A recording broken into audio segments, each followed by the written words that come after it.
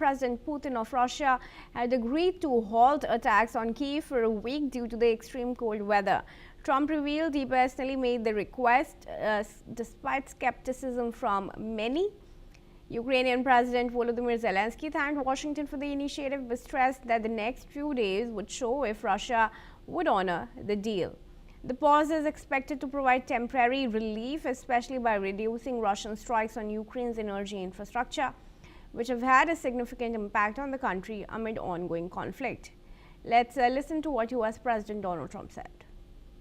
I personally asked President Putin not to fire into Kyiv and the various towns for a week, and he agreed to do that. And I have to tell you, it was very nice. A lot of people said, don't waste the call, you're not going to get that, and he did it, and we're very happy that they did it. I told that Russia's not doing any shooting for a period of time during this horrendously cold weather. Because of you. So we asked President Putin if they could stop the shooting for a week. They're being hit with proportionately the kind of cold that we're being hit. It's much colder in Ukraine to start off with, but it's really cold now, and he agreed to do that. We appreciated that very much. It's a nasty war. It's a nasty, nasty war. Retired Major General Sudhakarji, Senior Strategic and International Affairs expert, joins us in this conversation from Jaipur. Sudhakarji, very good morning, and thanks for joining us. Do you really think we can see a ceasefire from at least, from Russian side, as Trump is saying? Of course, he also has gone on to say that it remains to be seen if Russia will honor the commitment made. But what's your assessment? Good morning, Kriti. It's always a pleasure to connect with you and NewsX World, and particularly subjects of extreme sensitivity and the mindless conflicts. My short answer to your question is no. There will be crossfiring. One should be mentally prepared. Why am I saying is based on practical experience. Yeah. In United Nations missions, I have been myself a military observer. There have been many agreements. For all you know, Donald Trump is always in the habit, without having spoken to Putin, he would have given a statement. So there is the first, and the charity begins at home. These are all very sensitive, serious issues. One should not play around with, words and making statements if he has not spoken. They are very extremely serious. Anyway, I am nobody to comment on such a supreme authority of the world order. But since you're asking for my frank views, be that as it may, my recommendation is that its time has come. The people in both sides are suffering, and the temperatures, they plummet below minus 35, minus 30 degrees. And by hitting the energy power centers, they are actually inflicting pain on the common people. The soldiers are dying as it is. This is what the Russia has to take a human angle. I think Putin will do well as a statesman. He has exercised his mandate as a president of Russia.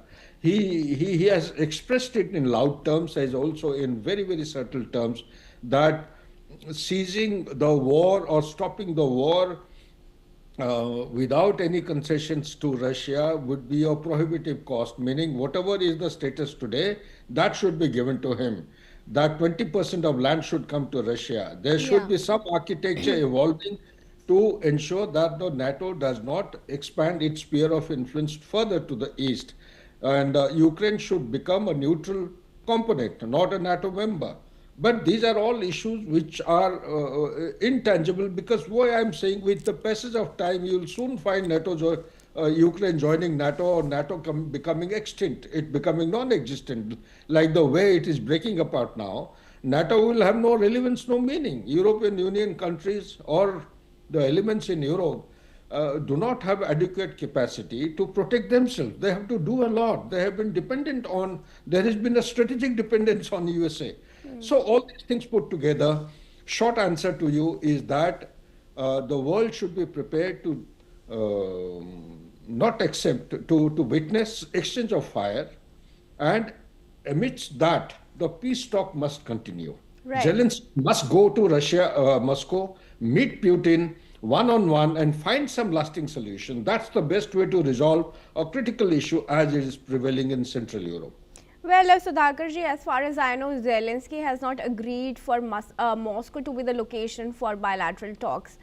Both parties do not want to go to the countries of the other side for these talks. But taking your point that Russia is unlikely to stop these strikes and shellings in the interim, and as you say, and we expect Russia continues to fire, where will that leave Donald Trump after making this huge statement?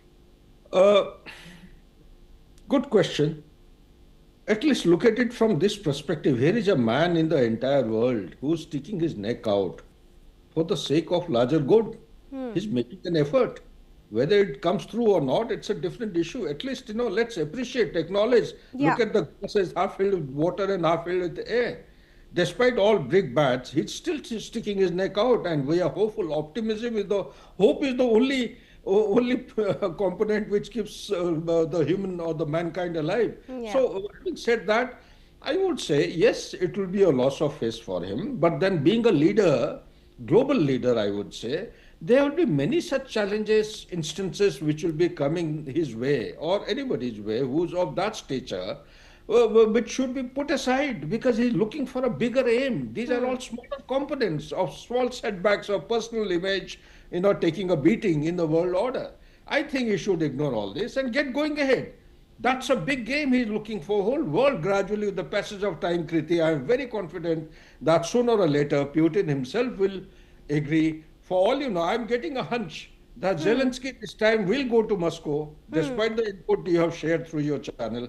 I feel that it's going to do good to Ukraine. Too many people have 300,000 people have died. So many have been displaced. Children are dying. Women are dying. Economy has gone bust totally. Industrial capacity has gone bust. And so likewise, how much of damage does he want to inflict to his own country? Yeah. He came with high hopes, got swayed by the European Union or the Western Alliance commitment and assurances. The peace was coming his way in the month of April 2022. What has he gained? He has to weigh the pros and cons and make some sense prevail and become a rational man. It is better to sacrifice everything for the sake of the good of his country. He has done a lot, he has sacrificed a lot. Media plays a very important role to, channelize his energy towards a very constructive and productive outcome.